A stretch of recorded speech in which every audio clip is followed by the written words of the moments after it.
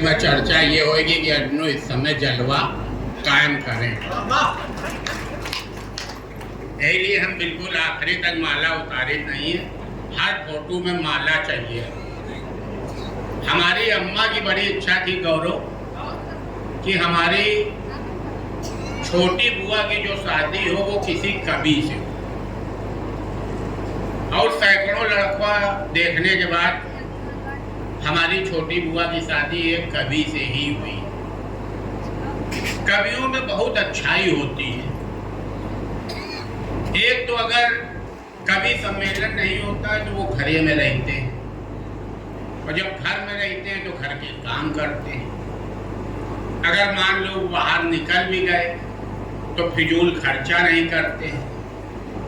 बहुत शिष्ट होते हैं, सभ्य होते हैं। यहाँ तक कि पूरी गाली भी सल्लक नहीं देते, फुटकर में देते हैं। पहला शब्द जोर से बोलते हैं, आखिरी का अंदर पी जाते हैं। और पूरे घर का काम करने के बाद वो अपनी पत्नी से बस एक ही चीज कहते हैं कि देखो हमने सब काम कर दिया, अब एक बार जोरदार ताली बजा लो। बेचारे केवल ताली के भूखे होते हैं।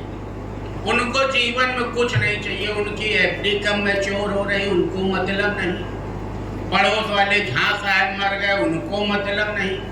उनकी बस एक इच्छा होती है कि वो घर के बाहर निकले तो पड़ोसी ताली बजा के उनको जाने दें, और जब घर में घुसे तो पड़ोसी ताली बजा के उनको आने।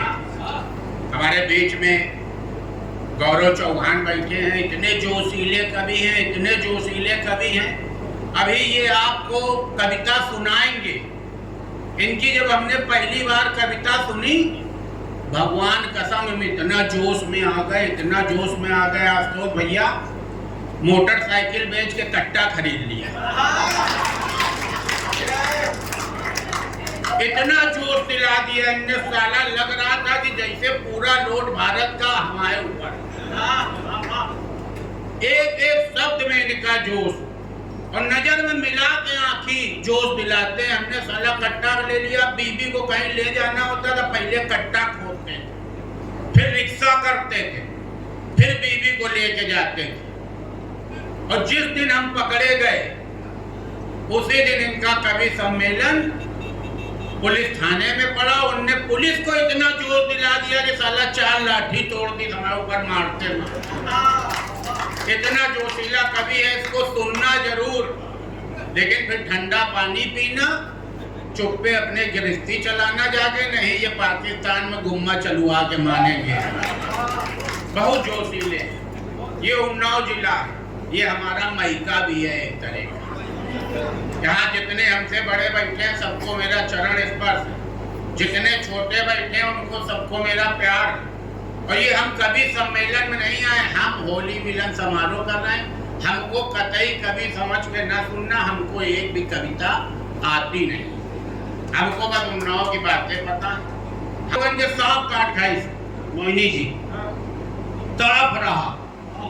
एक आदमी से कहा गया जल्दी किसी को बुला लाओ, वो डॉक्टर के पास नहीं गया, प्रधान का चेला था, प्रधान को बुला लाए।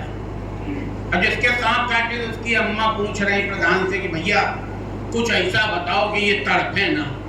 प्रधान ने कहा आधा नींबू काटो, उसमें एक पैकेट कॉफी डालो, इनको चटा दो।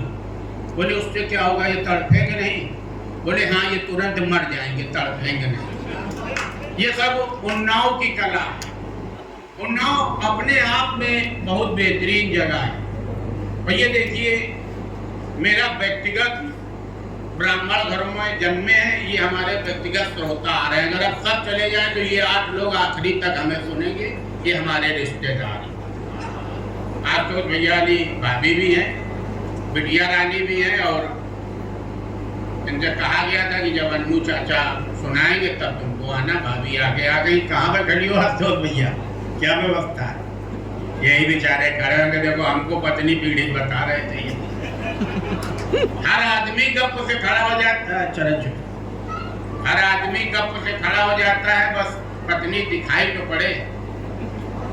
कवि सम्मेलन में गौरव हम इसलिए नहीं जाते हैं, एक तो हमको कविता नहीं आती है इसलिए भी नहीं जाते हैं, और दूसरा इसलिए भी नहीं जाते कि हमारे श्रोता अलग मिजाज के हैं।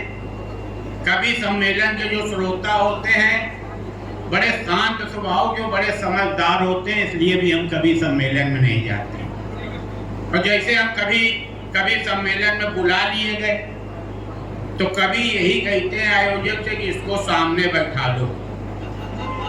उनको ऐसा लगता है कि जैसे वो गांधी हैं, हम नाथूराम गोडसे हैं, अभी मंच में जाएंगे मार डालेंगे, इसलिए कवि कहता है इनको ना बुलाओ।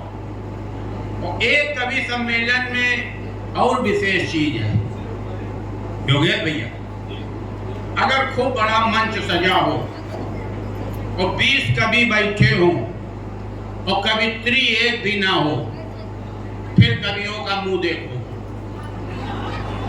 ऐसा लगता है 9 बार में आए हैं,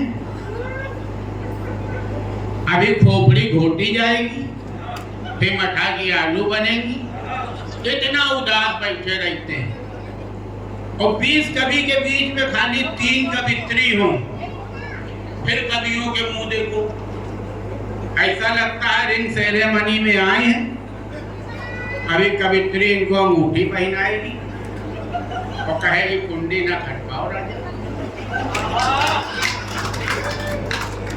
हमारा छोटा भाई इस समय बहुत बड़ा कवि हो गया है, हेमंत पांडे। हमको मोहिनी जी पहली बार उसी ने कहा कि अन्नू कवि सम्मेलन सुना है। हमने कहा भैया हमने कभी नहीं सुना। बोले बहुत मौज आती। हमने कहा कसम से, कहने लगा कसम से बहुत मौज आती। हमने कहा अब तक कहीं कवि सम्मेलन हो हमको ले चलना। कवि सम्मेलन हुआ, वो हमको ले गया। पहले कवि आए, उनने कहा मैं इलाहाबाद से फलाना द्विवेदी, और आप लोग ताली बजाइए। सबने ताली बजाई, हमने भी ताली बजाई। उसके बाद उन्होंने कहा कि हमें ये पदक, अब ताली बजाइए। वो खासियत मेरी, अब ताली बजाइए। ताली बजवा बजवा के उनने हमारे हाथ सुन्न करा दिए, हमारे का सबके करा दिए। और उसके बाद कहा कि अब हम कविता चालू कर रहे हैं, अगर आपके सीने में धक्क से लगे तो ताली बजाना। अबे हमने कहा उन लोगों को तो छोड़ दो जिनके सीने में धक्क से लगे, वो अस्पताल जाएंगे नहीं, हम बैठ के ताली बजाएंगे। लेकिन जो कवित्री होती है वो कभी नहीं कहती है ताली बजाओ। 100 बार गरज हो तो ताली बजाओ।